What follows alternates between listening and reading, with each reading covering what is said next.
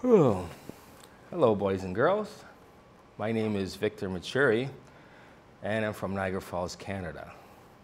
Today we have an interesting story about a boy and his so-called pet moose. The story is called "This Moose Belongs to Me" by Oliver Jeffers. So here we go.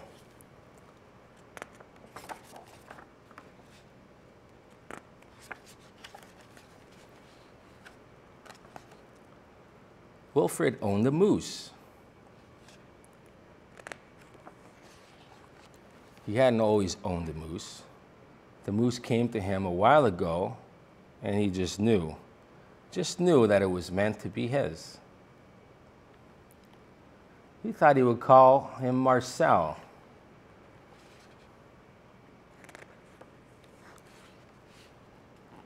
He began following Marcel, explaining the rules of how to be a good pet.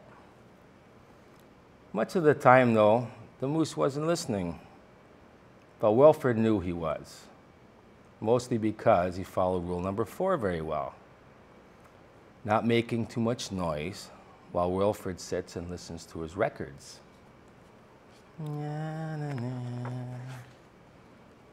Sometimes the moose wasn't a very good pet, though.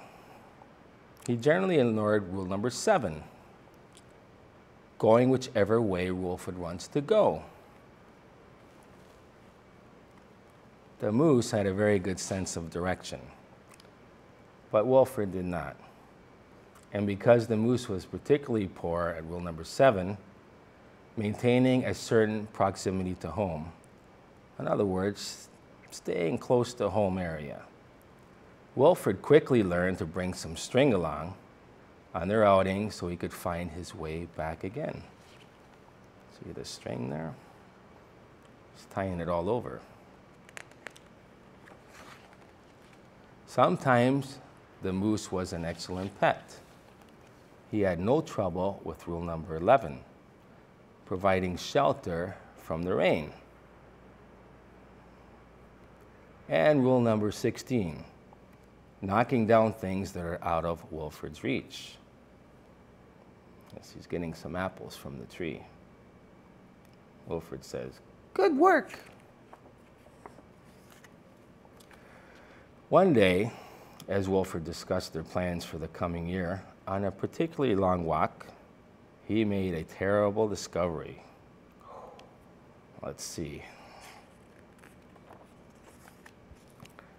Someone else thought they owned the moose. "Rodrigo, you're back!" Wilfred was dumbstruck. This moose was Marcel, not Rodrigo. The old lady was mistaken, and Wilfred thought it only proper that he should correct her. "This moose belongs to me," he explained. Wilfred was very upset.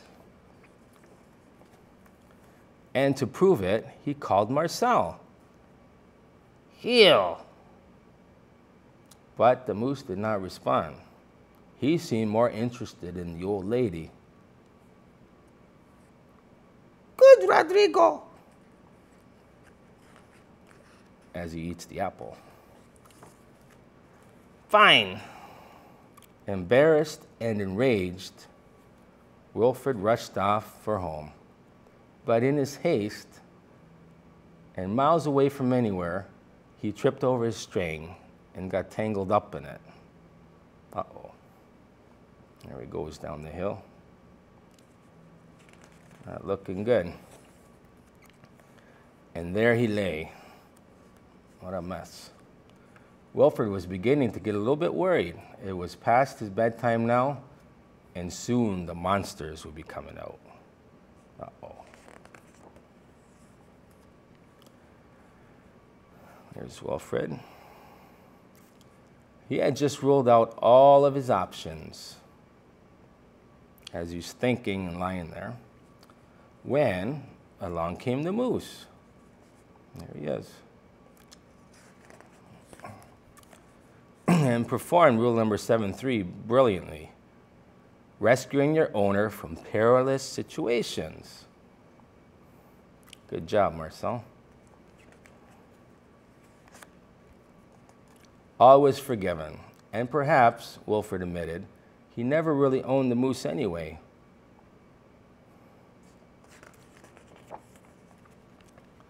With that in mind, he and the moose reached a compromise. The moose would agree to all of Wilfred's rules whenever it suited him. And there he goes.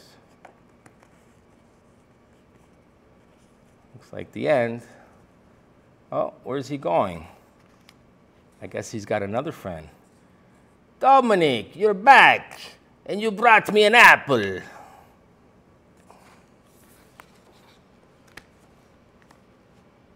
Thank you for listening.